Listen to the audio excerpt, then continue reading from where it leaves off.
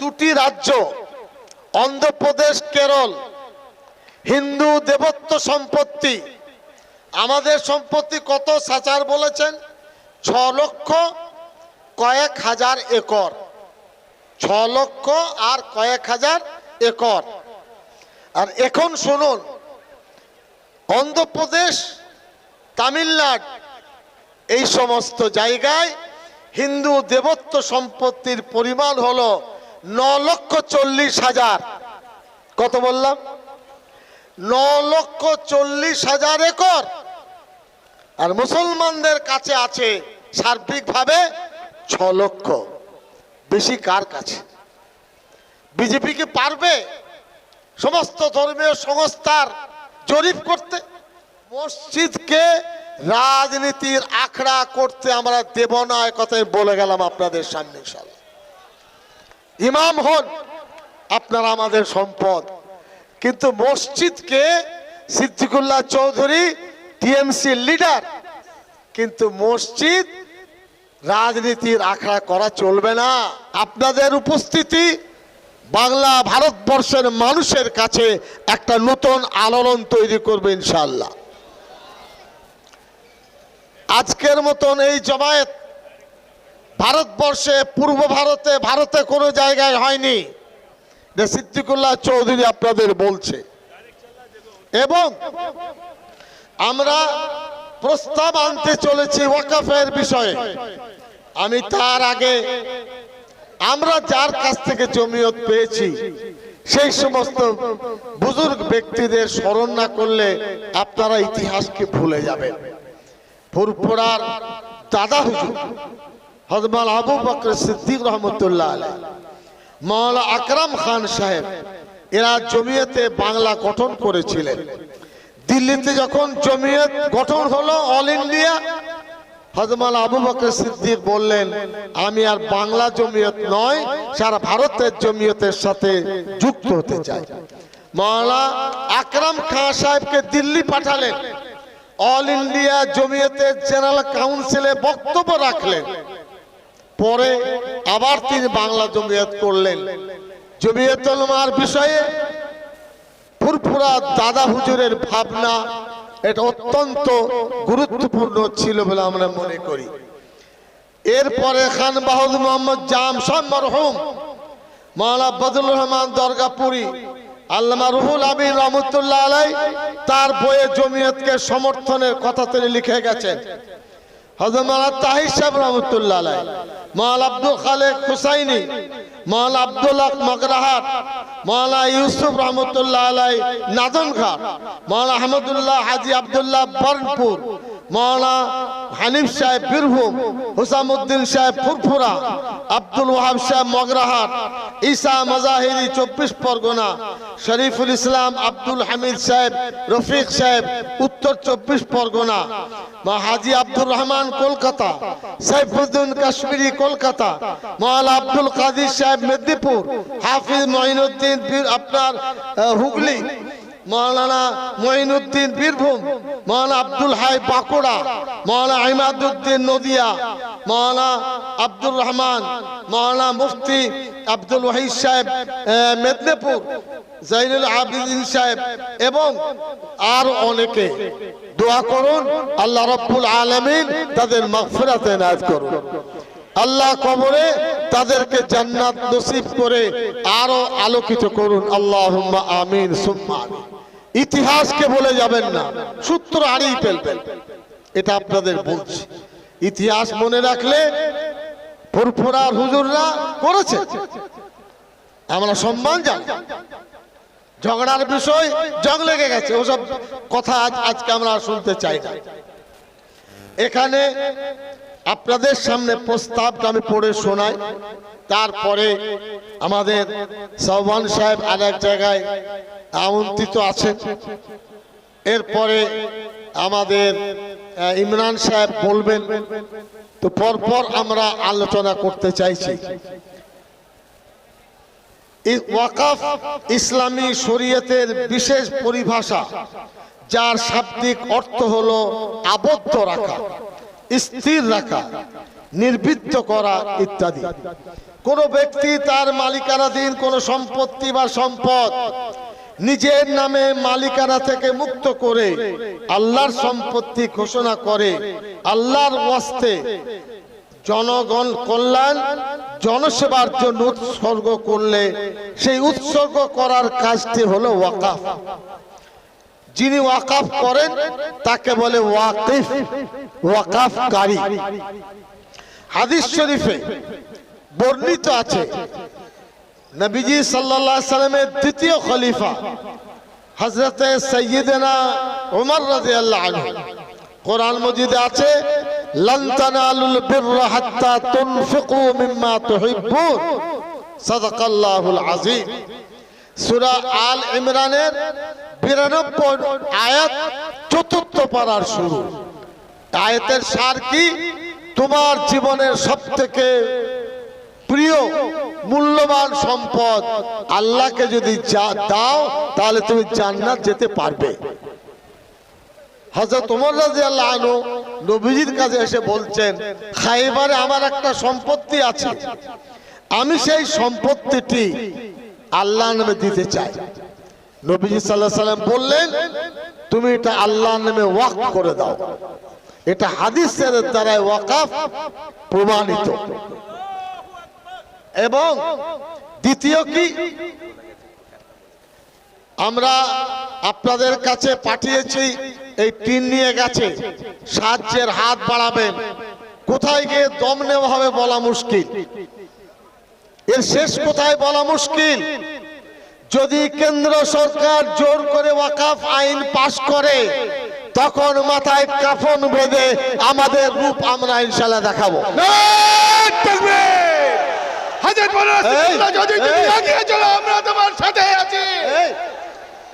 আপনাদের এটা খুব ভালো করে বুঝবেন।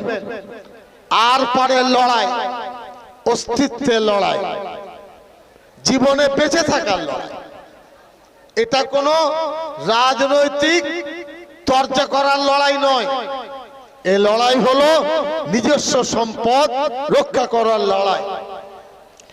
নবীজি সাল্লাল্লাহু আলাইহি সাল্লামের কাছে গেলেন, নবীজি বললেন, আমি সেই সম্পত্তি ওয়াকফ করো আর উৎপন্ন ফসলকে সদকা করে দাও। নবীজি সাল্লাল্লাহু আলাইহি সাল্লামের কাছে ওয়াকফের বিষয় উহুদের যুদ্ধে, কি নাম, আমার তো নাম ভুলে গেছে, হ্যাঁ, মিখরিক, একজন ইহুদি অমুসলিম মদিনায় বসবাস করতেন। উহুদের যুদ্ধ শুরু হয়েছে, মিখরিক বললেন, এটা হাদিস শরীফ আছে, ওগো দয়ার নবী, আমি যদি মারা যাই তা আমার 7টি খেজুরের বাগান আছে, এই 7টি খেজুরের বাগান দয়ার নবীর উপরে আমি দিয়ে গেলাম, ওয়াকফ করে গেলাম। এরা প্রমাণ চায়, মূর্খের দল ওয়াকফ পড়েনি, ওয়াকফ কাকে বলে তারা জানেন না।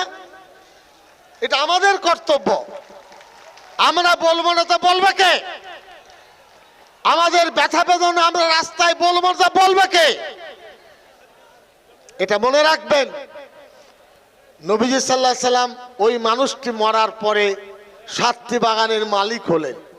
সেই 7টি बागान रसूल मकबूल सल्लल्लाहु अलैहि वसल्लम मिल्लत के लिए, मुसलमानों के लिए वक्फ कर दिया। ये सबूत है। मदीना तैयबा में सहल और सुहेल 2 नाबालिग भाई थे। आका दो जहां को पसंद आया, क्या मस्जिद बननी चाहिए। सैयदना सिद्दीक अकबर रज़ी अल्लाह अन्हु को लगाया। उन दोनों भाइयों ने कहा कि हम कीमत नहीं लेंगे। प्यारे हबीब ने फरमाया, नहीं, कीमत देकर लेना पड़ेगा। उस जमाने का 10 दिरहम दे करके ये जमीन खरीदी गई, जो आज मस्जिद नबवी में अल्लाह के लिए वक्फ है। ऐसा नहीं कि ऐसे से चलाया, ये हमारा मजहब का हिस्सा है, এটা ধর্মের অংশ, এটা রাজনৈতিক অংশ নয়। এরপরে আমি আপনাদের বলবো, সৈয়দানা ওসমান রাদিয়াল্লাহু আনহু সবাই জানেন 98 সালে যখন হজে যায়, তার প্রসিদ্ধ কূপ কি নাম তার, হ্যাঁ বাইরাহানে কি নাম, ওনার মিষ্টি পানির কূপ ছিল, 35,000 দিরহাম দিয়ে কিনলেন। আজকে তার দাম 1,60,00,000 টাকা। 1,60,00,000 টাকা দিয়ে উসমান গনি রাদিয়াল্লাহু আনহু জায়গা কিনলেন, মুসলমানদের জন্য ওয়াকফ করে দিলেন। কিয়ামত পর্যন্ত মুসলমান তার সম্পত্তি ব্যবহার করবে। মক্কা মুকাররমায় 100 তলা বিল্ডিং, ঘড়ি টাওয়ার, ওটা মক্কা শরীফের হারামের ওয়াকফ, কেউ ব্যক্তিগত মালিকানায় পাবে না। তাই ছেলেদের নামে হোক আর আল্লাহর নামে হোক, এই সম্পত্তির জন্য জিভ দিয়ে লাল পড়ছে বিজেপির। তাদের লজ্জা হয় না, তাদের শরম হয় না?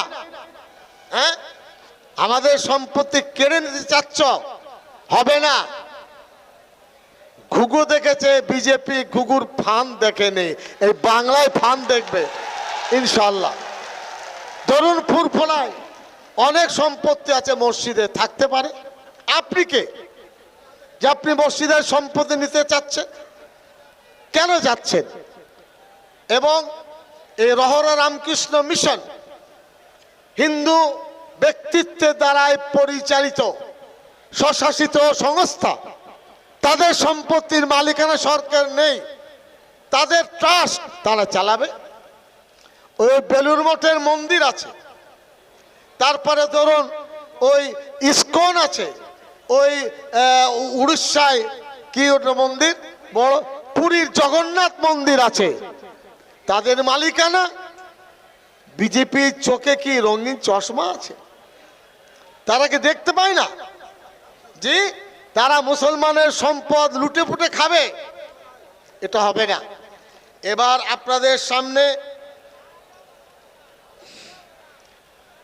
ওয়াকাফের বিষয়ে রেজিস্ট্রেশনের অ্যাক্ট 1908 সালে হয়েছে, ট্রান্সফার অফ প্রপার্টি অ্যাক্ট হচ্ছে 1882 সালে, মুসলিম ওয়েলফেয়ার অ্যাক্ট 1923 সালে, বেঙ্গল ওয়াকাফ অ্যাক্ট 1934 সালে। এই সমস্ত ওয়াকাফ সম্পত্তি 40 পাতার সংশোধনী এনেছে বিজেপি। কি চাচ্ছে?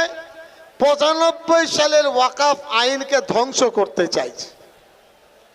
স্টেট ওয়াকাফ বোর্ড বলে নামে থাকবে, কাজের ক্ষমতা থাকবে না। ট্রাইব্যুনাল তারা গঠন করবে, মাথায় বসে থাকবে জেলা শাসক। হিন্দু ভাইদের, আমি তাদের সঙ্গে ঝগড়ার আমাদের নেই, কিন্তু জিজ্ঞাসা করি মসজিদের ইমাম কে হবেন, মোতাওয়াল্লি কে হবেন, এটা কি হিন্দু ভাইরা ঠিক করতে পারবেন? তাদের কি যোগ্যতা আছে? কোন এক মন্দিরের পুরোহিত কে হবে, সিদ্দিকুল্লাহ চৌধুরীকে ঠিক করতে পারবে? পারবে না। জোর করে চাপিয়ে দিতে চাচ্ছে। আমি অনুরোধ জানাবো আজকে সমাবেশের মাধ্যমে, मैं गुजारिश करना चाहता हूं तमाम अपोजिशन पॉलिटिकल पार्टी को, आप अपनी ताकत से वक्फ बिल को विरोध कीजिए, विरोध कीजिए। ये मुसलमानों का धड़कन है। हम किसी जात पर नहीं, अल्लाह पर भरोसा है। और हिंदुस्तान सेकुलर मुल्क है। कॉन्स्टिट्यूशन में हमको आजादी दी गई, हम चलेंगे, जमीन खरीदेंगे और इदारा कायम करेंगे। आप कौन होते हैं साहब, लाट साहब? इसलिए समस्त विरोधी राजनैतिक दलेर प्रति आजकेर समावेश आह्वान करছে সর্বশক্তি দিয়ে এই ওয়াকাফ বিলকে প্রত্যাহারের দাবি আপনারা জানান। হাত তুলে বলুন সমর্থন আছে না নেই? মসজিদ, মাদ্রাসা, খানকা, ঈদগাহ সবকিছু চ্যালেঞ্জের সম্মুখীন হয়ে যাবে। এটা কোনো মামুলি প্রশ্ন নয়। আমরা দুঃখিত যে এটা নিয়ে যে চর্চা দরকার ছিল সেটা কিন্তু হয়নি, আমাদের অনেক কষ্ট করতে হয়েছে। ওই যে নিয়ে গেল সাহায্যের জন্য টিন, আমাদের সাহায্য করুন। একটা প্রোগ্রাম করতে 1-2 কোটি টাকা খরচ, 3000 গাড়ি এসেছে, 4 লক্ষের কাছে যে মানুষ, ভাবুন কত খরচ তাদের। কিসের জন্য? আল্লাহর জন্য। কিসের জন্য? যে আমরা ঐক্য হয়ে থাকবো, ওয়াকফ সম্পত্তির এই বিল আমরা মানব না, এটাই আওয়াজ আমরা তুলতে এসেছি। আমি অনুরোধ জানাবো, এরপরে ভালো করে বুঝবেন, আমি শেষ করতে চাইছি।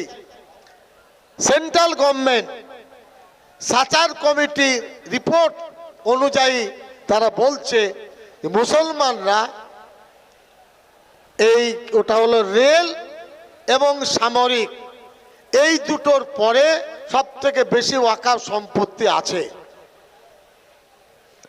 এই কারণে এই সম্পত্তি সরকার হস্তক্ষেপ করতে চাইছে। ওরা মিথ্যা কথা বলছে, আমি কালকেও বিধানসভায় বল, মিথ্যা কথা। আপনার দুটি রাজ্য অন্ধ্রপ্রদেশ কেরল হিন্দু দেবত্ব সম্পত্তি, আমাদের সম্পত্তি কত সাচার বলেছেন? 6 লক্ষ কয়েক হাজার একর, 6 লক্ষ আর কয়েক হাজার একর। আর এখন শুনুন, অন্ধ্রপ্রদেশ তামিলনাড়ু এই সমস্ত জায়গায় হিন্দু দেবত্ব সম্পত্তির পরিমাণ হলো 9,40,000। কত বললাম? 9,40,000 একর। আর মুসলমানদের কাছে আছে সার্বিকভাবে 6 লক্ষ। বেশি কার কাছে? বিজেপি কি পারবে সমস্ত ধর্মীয় সংস্থার জরিপ করতে? ওরা আর কিছু খুঁজে পাচ্ছে না। জয়েন্ট পার্লামেন্টারি কমিটি তালাকের সময় করেননি কেন? কাশ্মীরের 370 ধারার প্রশ্নে করেননি কেন? নোটবন্দির সময় করেননি কেন? সিটিজেনশিপ অ্যাক্টের ব্যাপারে করেননি কেন? এই কারণে এর প্রতিবাদ ইনশাআল্লাহ সর্বশক্তি দিয়ে আমরা করব। আজকের সমাবেশ প্রমাণ করে দিচ্ছে, দুটো ব্রিগেড প্যারেড গ্রাউন্ডে লাগবে, তবে আমরা পেট ভরাতে পারবো। দোয়া করুন, ইনশাআল্লাহ আগামী অক্টোবর নভেম্বরে ইনশাআল্লাহ ব্রিগেড আমরা সভা করবো। হাত তুলে বলুন। শুধু আপনারা আসবেন, পায়ে ধুলো দেবেন, আমাদের আওয়াজ আমাদের ঘর আগে ঠিক করব। কোনো বিরোধ নেই। যারা বিরোধ তৈরি করতে চাইছে তারাই সর্বনাশ করছে। কোন সংগঠন যারাই কাজ করছেন, আমরা সকলকে বলবো লক্ষ্যমাত্রা ঠিক করে কাজ করুন, এবং এতে কাজ আমাদের অনেক এগিয়ে যাবে। আমার কাছে এই ওয়াকফ অ্যাক্টের 15টি ধারা কি কি তারা চ্যালেঞ্জ করেছে এগুলো রয়েছে, আইনজীবীরা বলবেন। আমি অনুরোধ জানাবো আপনাদের কাছে, একজন উঠে যাবেন না, ঠিক না বেঠিক বলুন? আমাদের আলোচনা শেষ করে যাবেন, দোয়া নিয়ে যাবেন। অনেক কষ্ট আপনাদের, পানীয় জল আমরা দিতে পারিনি, সঠিক বসার জায়গা দিতে পারিনি, নিজের খেয়ে চাঁদা দিয়ে আপনারা কাজ করেছেন, এর সওয়াব আল্লাহর কাছে পাবেন। আল্লাহ রাব্বুল আলামিন এর আজর দান করবেন। जमीयत उलमा हिंद विभ्रांत करे ना। हम लोग किसी के साथ गद्दारी हमारा नहीं है, हमारा दिल में जलन है, जलन। इस जलन को निभाने के लिए आपका सहायता, आपका ताल्लुक, आपकी दुआ और आपकी मदद हमको चाहिए। বুঝতে পারলেন না? পারলেন না? এই ওয়াকফের ব্যাপারে রেজুলেশন কমিটির সবাইকে দিয়েছি, আপনারা জেলায় জেলায় এলাকায় এলাকায় ছড়িয়ে দেবেন, যাতে এই আলোচনা গ্রামে গ্রামে পৌঁছে যায়। যদি দেখা যায় মার্চে তারা ফাইনাল করবেন বলেছেন, আজকে বিধানসভায় জানলাম, এটা হলো নভেম্বর। আমরা আজকে আপনাদেরকে সতর্ক করছি, সাবধান হবেন। যদি বিল পাস হয় তাহলে আমাদের রণমূর্তি আমরা ধারণ করব ইনশাল্লাহ। এর অর্থ মারামারি নয়। এক জায়গায় শুধু এরকম 1 লাখ 2 লাখ মানুষ কলকাতায় হাঁটতে পারবেন না? পারবেন না। ধর্মতলা থেকে ওইদিকে বেহালা চলে যাব, এখান থেকে শ্যামবাজার যাব। বুঝতে পারলেন না? যাবেন না? যাবেন না? মারামারি দরকার নেই। আমরা বুঝিয়ে দেব যে আমাদের কলমে গালি খাই না। আজ ঐক্যবদ্ধ চেহারা আমরা দেখাতে এসেছি। খবরদার কেউ কারোর বিরুদ্ধে কিছু বলবেন না। আমার কাছে অনেক প্রশ্ন এসেছে, আমি সেই নিয়ে কিছু বলতে চাই না। ইমাম সাহেবদের বলবো, আপনারা আমাদের ছেলে, আমাদের ভাই। আমরা মাদ্রাসা থেকে ইমাম তৈরি করি, আমরা হলাম কারিগর।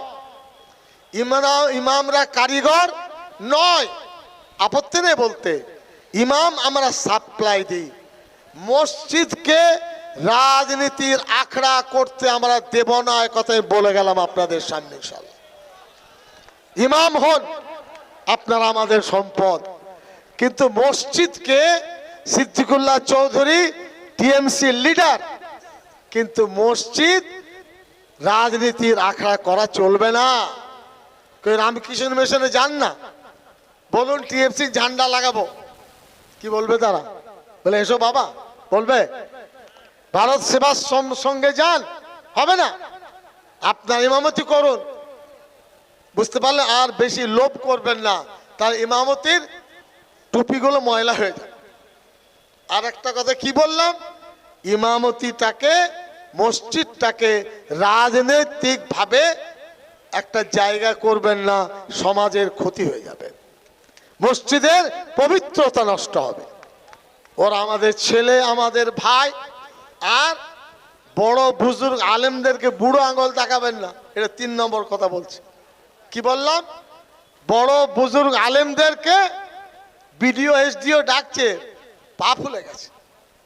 ইমামদেরকে ওই কি নাম সবুজ বাতি দিয়ে ডেকে নিয়ে যাচ্ছে। হাই ইমাম, তুই বুঝতে পারছো না তোমাকে কোথায় নিয়ে যাচ্ছে? আমি ইমামদেরকে ভালোবাসি, আমার বহু ছাত্র ইমাম, অসংখ্য ছাত্র, তার থেকে বেশ ভালো কোরআন শরীফ আমি পড়তে জানি, তা আমার আপত্তি নেই। এক হলো মসজিদকে রাজনৈতিকরণ করা। ফুরফুরায় যান, যে বলুন রাজনীতি করবো মসজিদে, ফুরফুরা শুধু বাইরে দেবে? হ্যাঁ, আইলাদিজা দেবে? দেবে না। আপনারা বুঝে চলুন, এটা অনুরোধ। আর মাদ্রাসা বুজুর্গ ব্যক্তিদেরকে বুড়ো আঙুল দেখাবেন না। এরা হলো মুগু মারা লোক, ছোট হাতুড়ি এদের কাছে নেই, একবার মারলে মাথা আঘাত প্রাপ্ত হয়ে যাবে। আপনারা ভালো থাকুন। আমি এখন আমাদের ফুরফুরার বড় আপনার বড় হুজুরের পৌত্র পুতা সৌবান সিদ্দিকী এখন পরিচয় পেলাম। তার যে নানার বাড়ি, আমাদের শামসুল হুদা সাহেব ছিলেন খুব পরিচিত আমার বন্ধু, তার বাড়ি গেছি। তার পুতা আলিমে দ্বীন, শিক্ষিত ভাই। আমি তাকে বলবো এসে আপনার কথা অল্প সময়ে ব্যক্ত করুন। সৌবান সিদ্দিকী, ফুরফুরা শরীফ।